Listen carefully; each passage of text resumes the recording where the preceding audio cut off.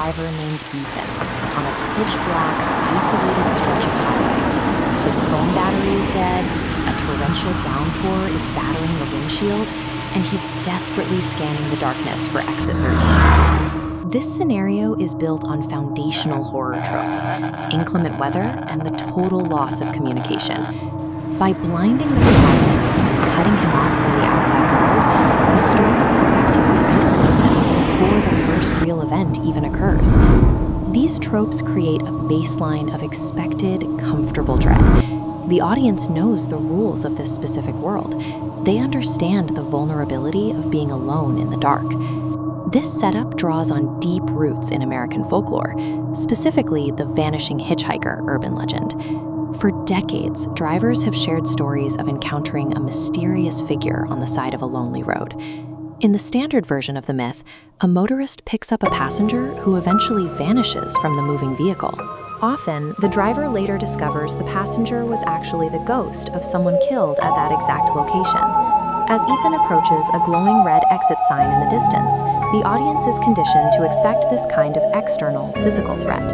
We are looking for the monster lurking outside the car. Traditional folklore centers on this external threat model. We focus on the danger waiting in the shadows. But as Ethan turns off the main highway, the story begins to move away from the logic of physical monsters. Ethan takes the red exit, and the world immediately changes. The rain stops, the GPS dies. He pulls into the parking lot of a brightly lit diner that is completely abandoned. This setting is a liminal space, a modern internet concept used to describe environments that feel transitionary and unsettling. Look at the peeling yellow paint, the broken windows, and the medical chair left in the middle of an empty room. Liminal spaces are defined by this eerie sense of familiarity combined with an impossible, random emptiness. This aesthetic is the core of the Backroom's creepypasta. It suggests that characters can no-clip out of our reality and fall into a segmented, extra-dimensional complex that should be full of people, but isn't.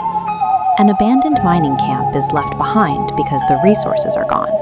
The backrooms, however, are abandoned because reality itself has glitched. It is a psychological desert rather than an economic one. By forcing Ethan into this space, the story strips away the laws of physics. He is trapped in a psychological waiting room. Silence is total.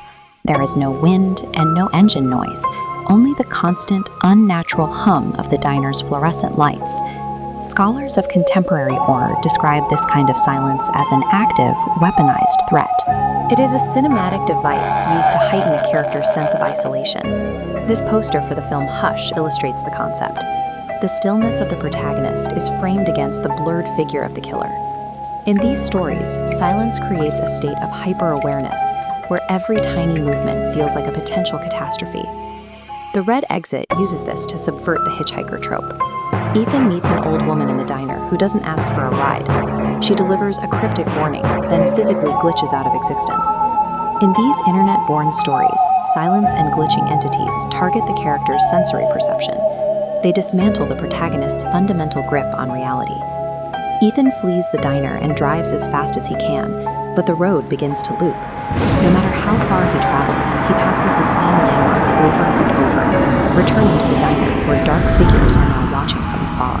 This is a cliffhanger, specifically the character in psychological danger type. Writers use this moment of high tension to ensure the audience cannot look away. The traditional purpose of a cliffhanger is to delay a neat resolution. It builds an intense craving for answers, forcing you to turn the page or watch the next installment. Modern liminal horror breaks this path. While a standard story moves towards a resolution, these narratives withhold it permanently.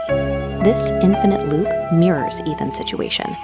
By denying a resolution, the story leaves the character and viewer trapped in unresolved anxiety. Director John Carpenter famously categorized horror into two types. External horror is the monster outside the tribe. Internal horror, however, is the human heart. The terror in The Red Exit isn't a physical monster jumping from the dark. It is the psychological trap of a space with no exit. It uses weaponized silence and looping structures to force our own minds to fill in the most terrifying blanks.